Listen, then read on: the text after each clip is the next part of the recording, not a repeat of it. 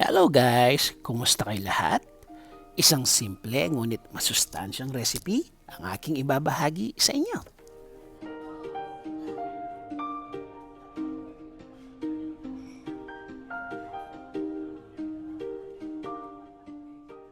Tiyak kong matutuwa ang ating mga nanay dito dahil kakaunting ingredients lang ang ating gagamitin.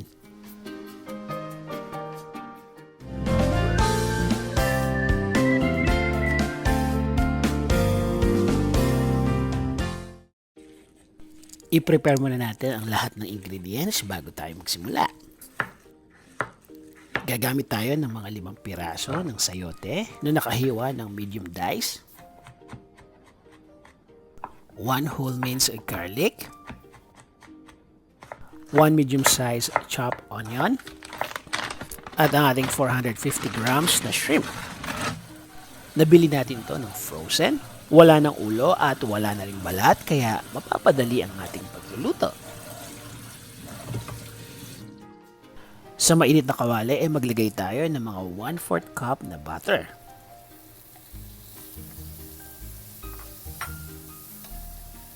Kapag medyo nalusaw na ito ay ilalagay na natin ang ating mga shrimp.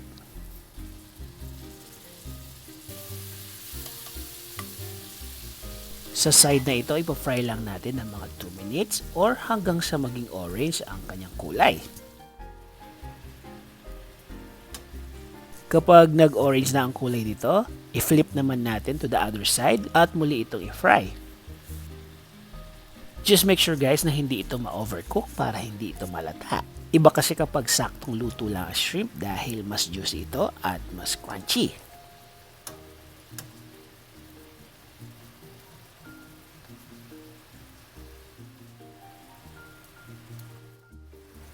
Kapag naluto na ang magkabilang side, isa-set aside lang muna natin ang ating shrimps.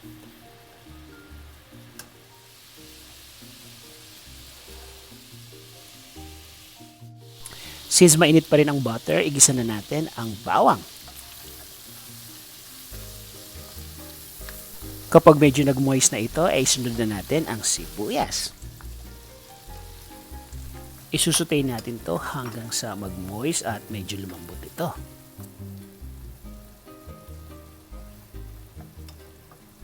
Isunod natin ang 3 teaspoon na fish sauce. Isutay lang natin ito ng slide at pagkatapos nun, pwede natin ilagay ang freshly ground peppercorns. May kakaiba kasing flavor na ibinibigay ang freshly ground kaya ito ang madalas natin ginagamit. Guys, nakaset pa lang ating flames sa medium setting ha. Isutay lang natin to hanggang sa lumabas ang aroma nito. Kapag lumabas na ang masarap na amoy nito, pwede natin ilagay ang ating mga sayote. Hinugasan ko ito ng maigi para mawala ang madulas na texture nito. Haluin natin ito ng maigi para ma-incorporate lahat ng sangkap na ating nilagay at maiwasan ding masunog ang sibuyas at bawang.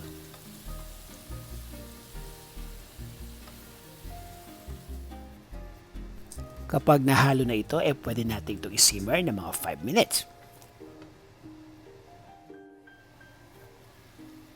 After 5 minutes, haluin lang natin ito ng bahagya at muli natin itong isimmer na another 5 minutes.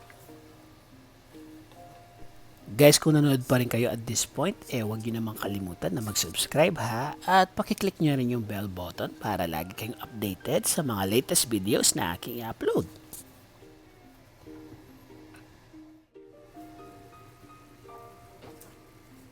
Kung medyo namamahalan kayo sa sayote, pwede namang gumamit ng upo. Mas mura ito kaysa sayote, pero may sustansya pa rin naman itong ibibigay sa atin. Kapag medyo malambot na ang ating gulay, maglagay tayo ng about 1 teaspoon na salt. Magdagdag tayo ng mga 1/8 teaspoon na ground peppercorns.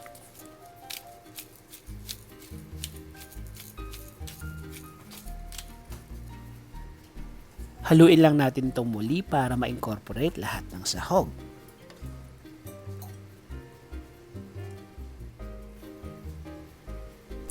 Kung sa palagay ninyo kailangan nyo ng kaunting sabaw, magdagdag tayo ng about 1/2 cup na water.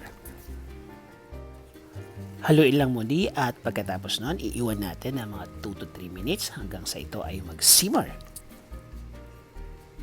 Kapag malambot na ang sayote, muli nating ibalik ang ating mga hipon.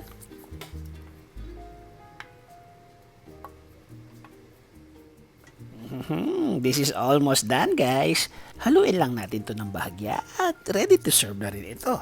At I'm sure na magugustuhin to ng mga bata.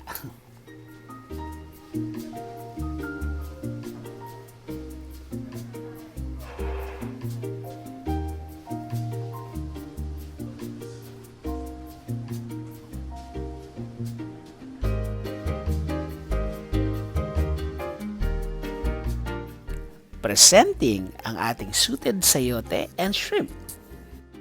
Sana kahit papano ay nakatulong sa inyo ang ating video for today, lalong-lalo na sa ating mga nanay.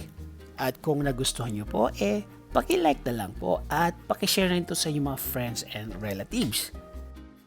Si Simun po ito ang inyong boy kusina at muli maraming salamat po sa panonood.